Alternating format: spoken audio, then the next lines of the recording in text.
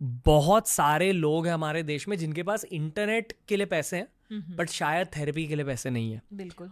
और शायद उनके लाइफ में कभी उनके पास थेरेपी के लिए पैसे नहीं होंगे। बिल्कुल।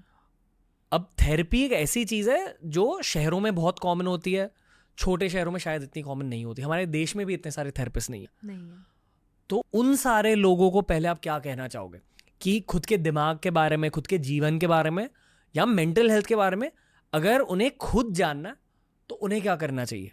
मैं बोलना चाहूँगी कि सॉरी कि कि आपके पास एक्सेस नहीं है, क्योंकि ये हमारी गवर्नमेंट से आना चाहिए। मुझे लगता है ये हमारे हॉस्पिटल से आना चाहिए, हमारे स्कूल से आना चाहिए, कि इतना कॉमन हो जाना चाहिए कि हर एक डिस्ट्रिक्ट में बहुत सारे काउंसलर्स हों, बहुत सारे थेरेपिस्ट हों, क्योंकि हमारी आबादी इतनी है। तो मैं क्षमा चाहती हूँ जो भी सुन रहे हैं उनसे।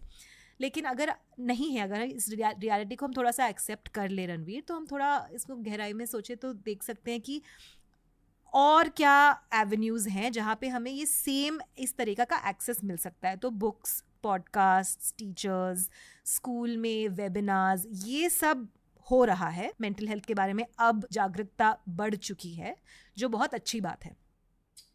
लेकिन जब लोग ये चीज़ें एक्सेस करते हैं, क्या होता है कि ये बहुत सिंपलिस्टिक वर्जन उनको दिया जाता है कि बस ये 3 चीज़ें कर लो और तुम ठीक हो जाओगे। मैं ये कहना चाहती हूँ उन लोगों से कि जब आप एक जर्नी, जैसे सोचिए कि आप कहीं पे आप एक माउंटेन को क्लाइंब कर रहे हैं, जहाँ आप एक पर्वत पर चढ़ रहे हैं, तो वो बेसिकली वो पर्वत और गहरा और चैलेंजिंग होता जाएगा जैसे आप उसके ऊपर बढ़ेंगे। तो बुक, पॉडकास्ट, टीचर, ये पहला स्टेप है। सेकेंड स्टेप है गहराई से फिर थेरेपी में जाना। अब थेरेपी में एक्सेस नहीं है तो जर्नल राइटिंग करना। जर्नल राइटिंग नहीं कर सकते हो तो किसी एक फ्रेंड से बात करना जो थेरेपी में जा रहे हैं, मतलब ये भी हेल्प कर सकता है। जो थेरेपी के लिए खुद गए हैं उनसे पूछना कि तुम्हारा एक्सपीरियंस कैसा रहा, और क्योंकि तुम्हारे पास एक्सेस है शायद तुम मुझे इस दुविधा से निकाल सकते हो। ओके, मान लो आप ही वो फ्रेंड हो उन सारों के लिए तो ऑडियंस को बताइए कि थेरेपी में जाने के बाद एग्जैक्टली होता क्या है किसी के दिमाग के साथ। ये जानना बहुत ज़रूरी है, क्योंकि पहले पुराने ज़माने में भारत में कहा जाता था कि सिर्फ पागल लोग थेरेपी के लिए जाते हैं। ये एक बहुत गंदा स्टीरियोटाइप है। पुराने ज़माने में नहीं, उन्होंने 10 साल पहले भी क्या, पर अब लोग फ्रेंडली हो रहे हैं टुवर्ड्स थेरेपी थोड़ा। तो एज अ फ्रेंड आप बता दो कि एग्जैक्टली किसी के दिमाग के साथ होता क्या है थेरेपी के दौरान। सबसे पहले तो थेरेपी डॉक्टर पेशेंट रिलेशनशिप से बहुत बहुत अलग है। जब आप एक अपनी फिजिकल हेल्थ प्रॉब्लम के लिए जाते हैं, जब आपका शायद पैर टूट गया या कुछ दिमाग में दर्द है, मतलब सर में दर्द है, तो आप जाते हो और आप अपनी दुविधा बताते हो और डॉक्टर आपको कहता है ये चीज़ें करो और इस मेडिसिन को लो, तुम ठीक हो जाओगे। फिर आप दोबारा जाते हो, चेकअप कराते हो, फिर दोबारा जाते हो, चेकअप कराते हो। ठीक है, ऐसा साइकोथेरेपी में नहीं होता है, ऐसा साइकाइट्री में होता है। जब आपकी मेंटल प्रॉब्लम इतनी ज़्यादा है कि आपको दवा चाहिए, आपको दवा की ज़रूरत है, वो भी ठीक है, बहुत लोगों को चाहिए। लेकिन दूसरी ये जो मैं जिसमें ट्रेनिंग कर चुकी हूँ और जो मेरी फील्ड है, जो साइकोथेरेपी की फील्ड है, उसमें हम नहीं बताते किसी को कि आपको अपने दिमाग के साथ क्या करना चाहिए।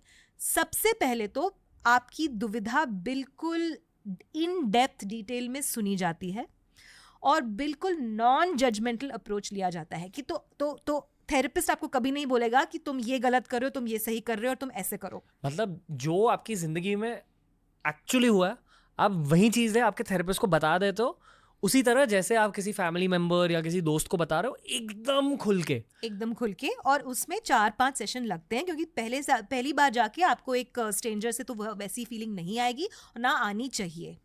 4-5 सेशन के बाद आपको लगेगा कि अच्छा मैं नेहा को ट्रस्ट कर सकती हूँ, क्योंकि नेहा के पास क्वालिफिकेशन तो है, लेकिन नेहा मेरे से सही सवाल भी पूछ रही है कि ऐसा मेरे को लग रहा है कि वो मेरे को समझ पाती है।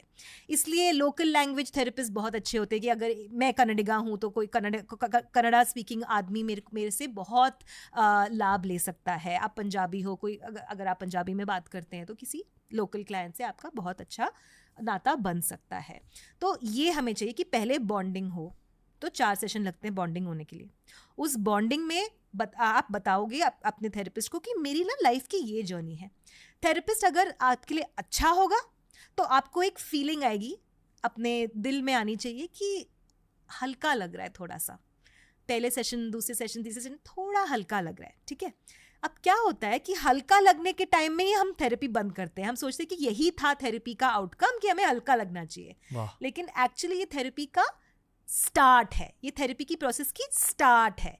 हल्का लगने के बाद जब वो थेरेपिस्ट आपसे संबंध गहराई में बनाती है या बनाता है, उसके बाद असली माउंटेन क्लाइंबिंग चैलेंज शुरू होता है। मतलब थेरेपी सेशंस उसके बाद मुश्किल बन जाएंगे, थोड़े मुश्किल, लेकिन आपको मजा आने लगेगा उस मुश्किल में, आपको अच्छा लगने लगेगा कि ये जो मेरे को प्रेशर आ रहा है थेरेपिस्ट के साइड से, ये मुझे ग्रो करा रहा है, ये मुझे अपनी ट्रॉमा के बारे में कुछ अलग सिखा रहा है, ये मुझे दिखा रहा है कि शायद मैं भी अपने फैमिली प्रॉब्लम्स की जिम्मेदार हूँ।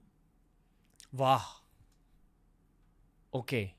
और ये एक अच्छे थेरेपिस्ट की पहचान होती है कि आपका नजरिया बदलना, okay? और टाइम के साथ, बहुत जल्दी नहीं और बहुत सालों के बाद नहीं। ओके, टाइम के साथ, दवाइयों के बिना। बिल्कुल। और दवाइयों के खिलाफ मैं कोई स्टिग्मा नहीं रचना चाहती हूँ, मैं बस यही कहना चाहती हूँ कि दवाई साइकोथेरेपी में थोड़ी बाद में आती है। या तो आप ऑलरेडी साइकाइट्रिस्ट के पास जा चुके हैं और आपके पास वैसे भी दवाई का कोई डायग्नोसिस है, तो आप वो दवाई ले रहे हो कि आपकी मेंटल स्टेट है वैसी कि आपको दवाई की ज़रूरत है।